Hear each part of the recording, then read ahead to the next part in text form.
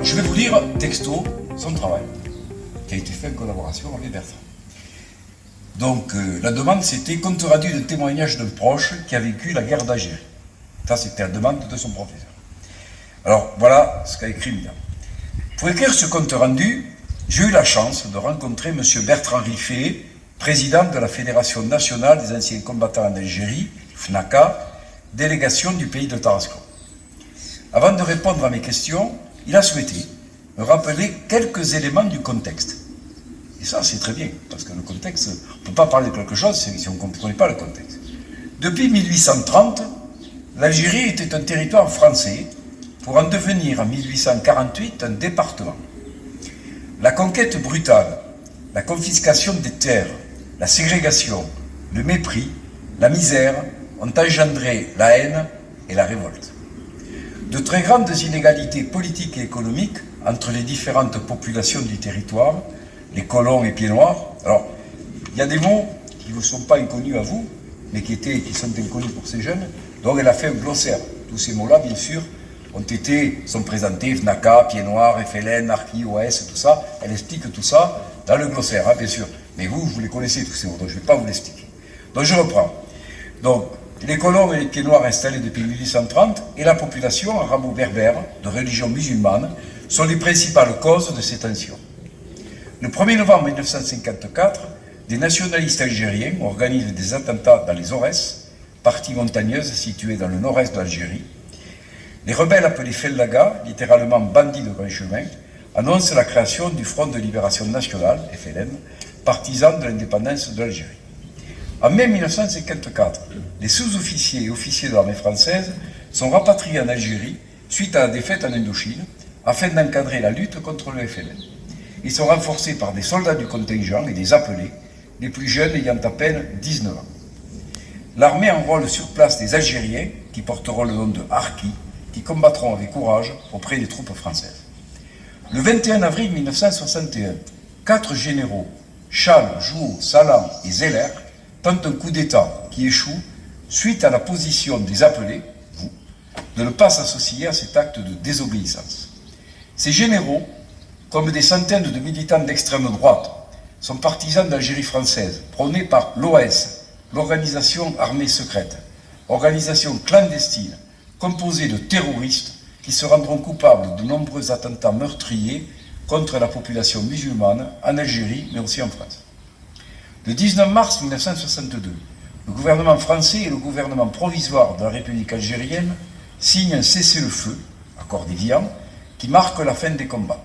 Le 1er juillet 1962, l'Algérie deviendra indépendante. Bertrand Riffet avait 19 ans en 1961. Il était postier et vivait sa nouvelle vie dans l'insouciance de sa jeunesse. Malheureusement, comme tous les jeunes de sa génération, il reçoit, en pleine période de Noël, la lettre de mobilisation qui l'invite à rejoindre dans les meilleurs délais Port-Vendre, Pyrénées-Orientales, pour allier Alger. Avant d'embarquer, il passe quelques jours dans une caserne bordelaise pour récupérer ses tenues militaires de deuxième main et recevoir quelques jours de formation et en particulier le maniement d'armes. Après le train et le bateau, le voilà arrivé à Alger où il découvre un monde nouveau.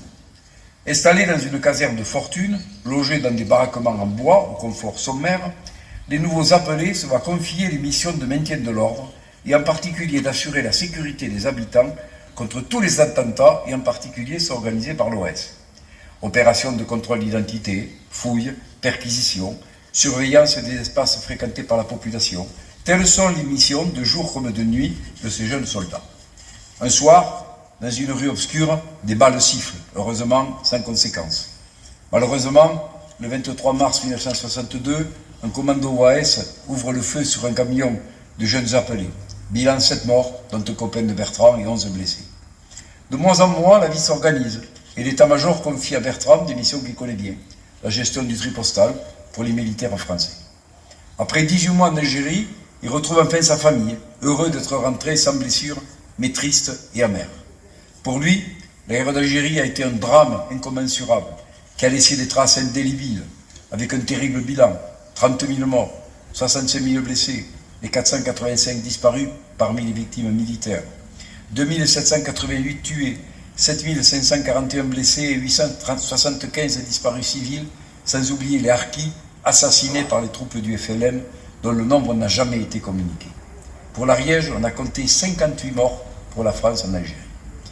Bertrand Riffet aussi éprouvé de la honte quand il a appris que la torture avait été pratiquée par l'armée française, certains généraux s'en étant vantés de l'avoir utilisée.